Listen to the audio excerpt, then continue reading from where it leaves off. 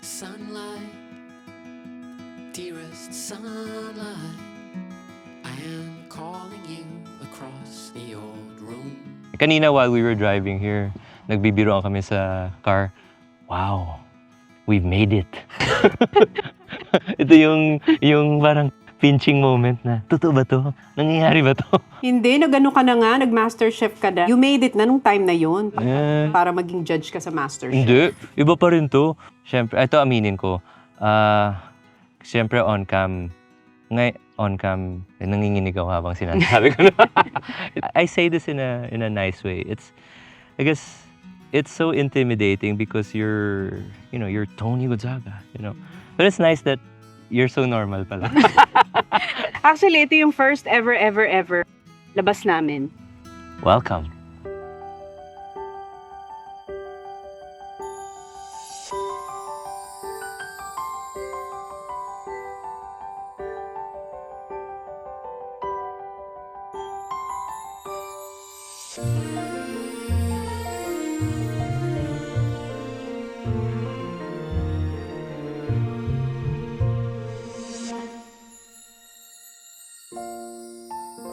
This is like part of your lifestyle, di ba? You do campings. Bakit ka nahilig sa pagka-camping? Ever since ba? I guess, mahilig talaga ako sa nature. Kasi for me, parang, di ba, you're one with nature. It keeps you grounded. Parang mas ma-feel mo yung surroundings versus nakakulob ka. Started with motor, and then nag-surf ako. Then ngayon, ito, camping. Ang mga chef, lagi silang nasa kusina. Pero ikaw parang you're an on-the-go chef. Yes, kasi before, nagtrabaho ako sa Australia. I remember, open kitchen kami, harap mo yung beach. Tapos mga kasama ko sa trabaho, pag break time, nagsasurf. Then ako, hindi ako makasurf kasi sobrang bagal ko. So, sabi ko one day, someday, I'll work hard and then ma-combine ko yung mga hilig ko. Parang ganun. O, di ba? Yun talaga yung power of one day, someday. Yan. At The saka, words that you say. Doon talaga papunta eh. tama. So, lumaki ka sa Bacolod. Paano ka napunta sa Manila? So doon na pumasok si common friend natin, si Direk Loren. Yes! Nagulat nga ako! Si Direk Loren pala ang nakadiscover. Direk Loren, di mo pa rin ako fina-follow sa Instagram. Yung team ng MasterChef Oh. sa ABS dati, yung Pinoy MasterChef, Yes. same team ng PBB. Yes. Junior MasterChef, naghahanap ng contestants around the Philippines. Tapos, dumaan sila sa restaurant ko looking for contestants kung meron daw akong masuggest. And then may isang producer, to si Hannah. Sinabi niya kay Direk Loren, "Hey, Direk, I found someone cool." Ganun daw. Sabi ni Direk Loren, "Sige nga, silipin natin." So fast forward, pumunta si Direk Loren and the entire team sa restaurant ko. Doon ko na-meet yung buong team. Hindi ko kilala kung sino si Direk Loren at all. Tapos, Talaga? Oh. Time na yun? tapos may lumalapit na nagpapapicture. Tinanong ko talaga siya, "Wow, you must be pretty important." Gumanon pa ako. And he found it funny and siguro he found it refreshing na parang normal, candid, ganun. And then sabi niya, "I want to see you on camera. Can we go to the kitchen?" Then yun, pumasok sa kitchen, shoot. Parang in audition ka na pala no, on the spot. On the Okay. spot. And then pagbalik, sabi niya, "You're a little bit small." Sabi. But may apple box naman, so Judah is not that tall, so you'll be fine. Sabi ko, okay. But we'll get back to you. Dasal ako. Sabi ko, wow, ito na. And then fast forward, nagkabulol-bulol ako sa MasterChef. At that time, I only knew how to speak Ilonggo and English. Na principal's office ako kay Direk Loren. Sabi niya, "Japes, you're not talking. Edit out ako palagi." Naling ka kay Juday? Hindi, may blooper ako kay Juday before. Nung nag-shoot sila ng movie niya ng Ploning sa Cuyo Island, which is like 1 flight a week at that time. Pumunta ako doon kasi tropa ko si Mylene Dizon. Sabi ni Mylene, "Magluto ka. Daming dala ni Juday na pagkain." Yung supply niya for 1 week, inubos ko sa isang gabi. Grabe. Ba't may inubos? Hindi ko alam. I was a young chef. I wanted to cook. So, sinabihan ako ni Mylene, "Gago, supplyan ni Juday for the whole week." Ay, inubos So yung mo. ginawa ko, for 2 days nagpakain ako para lang makabawi. Nagkita kami after 6 years. Hindi ko siya matingnan ng diretso. Hiyang-hiya. Then si Juday sabi, "James, ano ka ba? Okay na yun." Basta wag mo na ulitin. Mga ganung banat. Ay, yung parang cute story nyo. Yeah. Ano Yeah. naman yung kay Ate Chris? Ano yung sa tweet ba yun? Nag-tweet si Chris na Chef Japes is my new favorite chef. Parang ano, something like that. Anong feeling? Grabe, alam mo yung feeling na pagtingin mo ng Instagram mo, example, 100 followers ka, tapos the next day, naging 10,000 followers ka. Parang ganun. Paano mo hinandle yun? Yung bigla kang parang naging celebrity chef. Nag-surf ako. Kasi I needed to keep myself grounded. Kasi pag nag-surf ka, kasama mo mga locals eh. And pag nasa tubig ka, pantay-pantay kayo. Pero nung time na yun, wala ka pang restaurant sa Manila. Wala. Tapos yung mga iba kong kasama sa MasterChef, dami nilang restaurant, sikat silang chefs. Deep down, I wasn't as confident. Siyempre, because parang the proof is in the pudding pa rin eh. I felt like na I have to have a restaurant. Nag-business school pa ako para mag-scout ng business partner. Walang kumagat. Walang kumagat. Talaga? Ang dami rejection. Oo. To the point na sabi ng ate ko, sige ako na lang. Yung ate ko naging business partner ko, yung husband niya, and then yung isa naming friend. Saan yung unang-unang branch dito sa Manila? Parang it was everyone's sideline. And then sabi ng asawa ko, sayang naman, pinaghirapan mo yan. Bilhin na natin. So yun. So binili namin ng wife ko. So nung nag-start yung Sarsa, naging successful? Yung unang branch? Yes. So, Kasi naging 6. pero dun rin nawala yung why niya. Kasi nag-scale.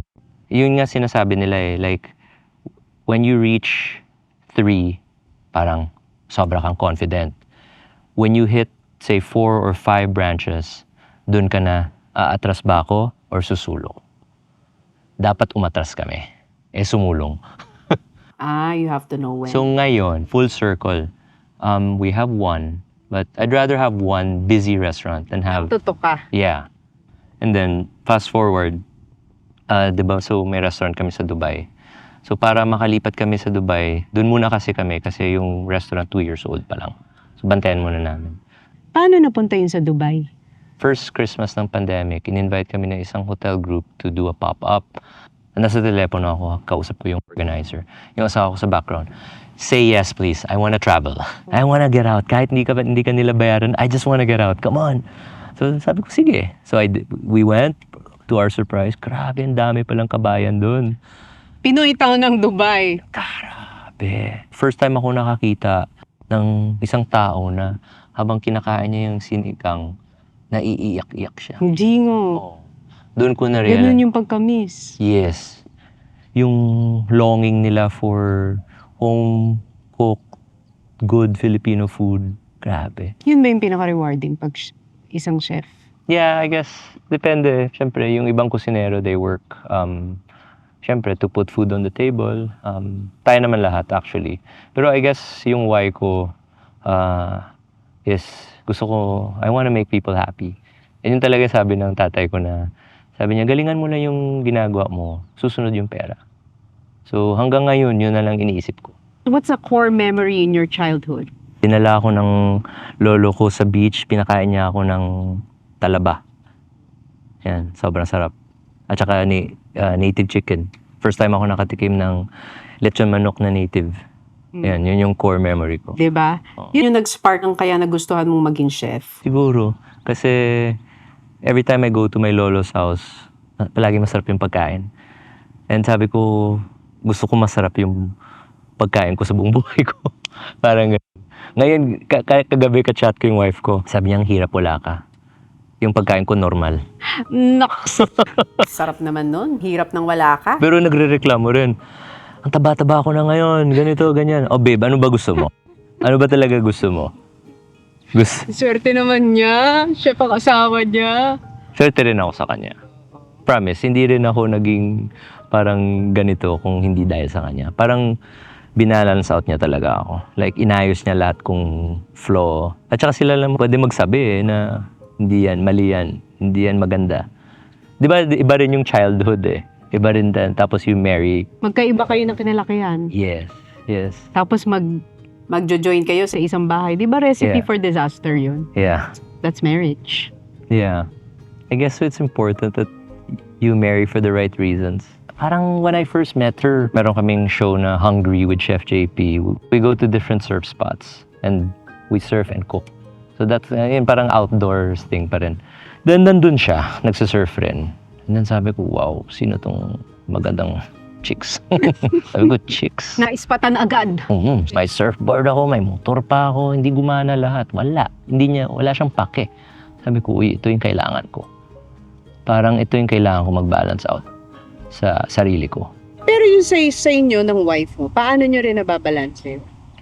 Like, Ayaw for the niya ng- celebrity chef, paano siya pag may nagpapapicture sa'yo? Yung wife ko introverted eh. So, okay lang sa kanya na sa likod siya. At saka sinasabi niya Eh, talaga. buti po, sa mga vlog, okay siya. May araw na hindi. Ayaw niya magpa-shoot. May araw. Kaya wala rin ako minsan nilalabas.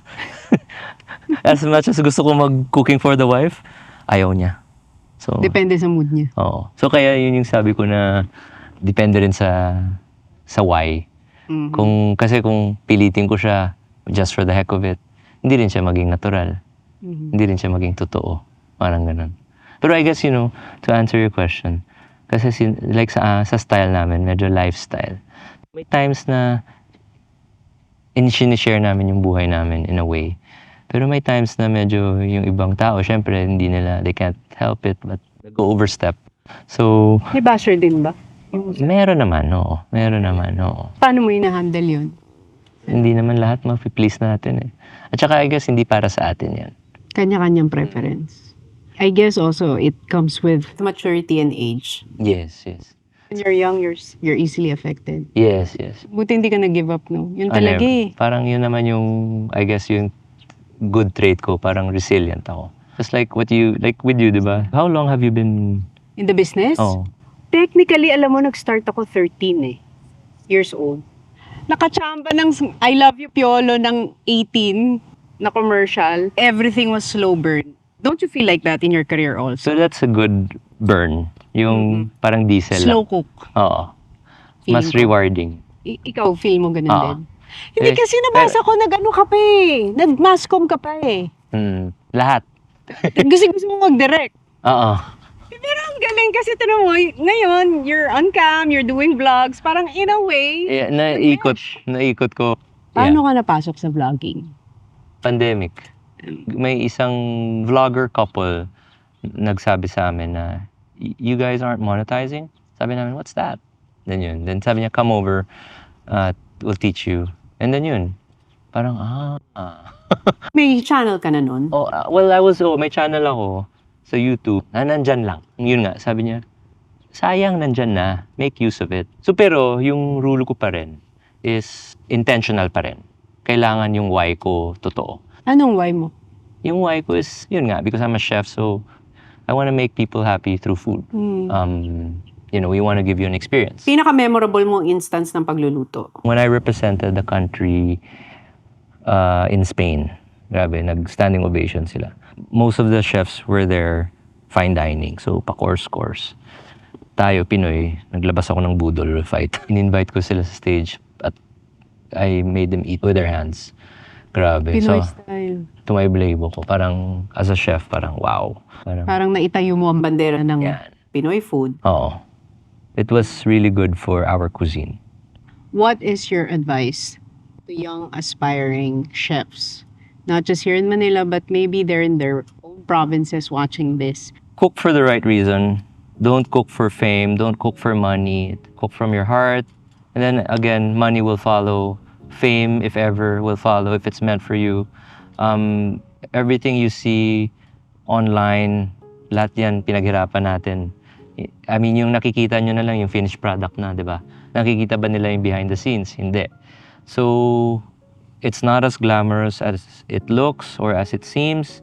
It's very, very difficult. But again, kung mahal na mahal mo, walang boundaries, walang limitations. So what's one thing that you love about what you do? Yung pagkain ay common denominator, parang universal currency. So, I'm good in what I do. I know I can cook and it brings people together. So, yeah, there. Parang, for me, one of the greatest currencies, dalawa. food, and kindness.